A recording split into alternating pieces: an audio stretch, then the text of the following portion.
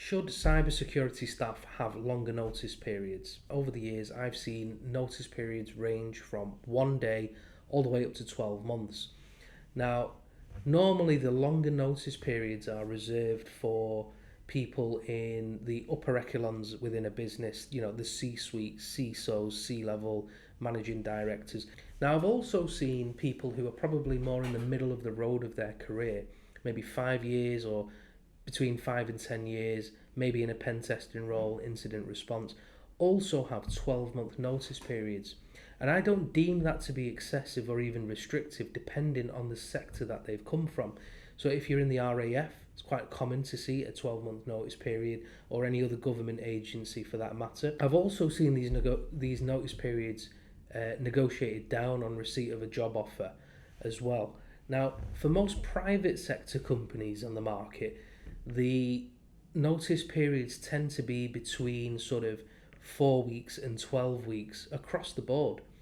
So I can think of a recent example. We had a candidate who had a very, very good job offer.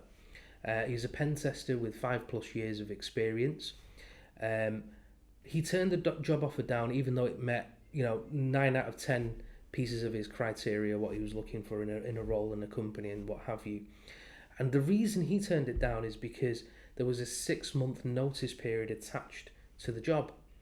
He felt that this particular job opportunity had a 6-month notice period because there was maybe an issue with staff retention, and the employer was maybe taking a hardline approach to that by giving an excessive, in his viewpoint, an excessive notice period that would in the future restrict him. Now, we went back to the employer with this information and said, look, the candidate is turning down the job offer because you have a very restrictive, lengthy notice period for this level.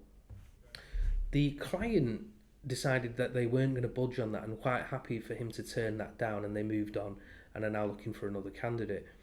And they were happy to do that because they felt that the candidate maybe is not committed to their organisation.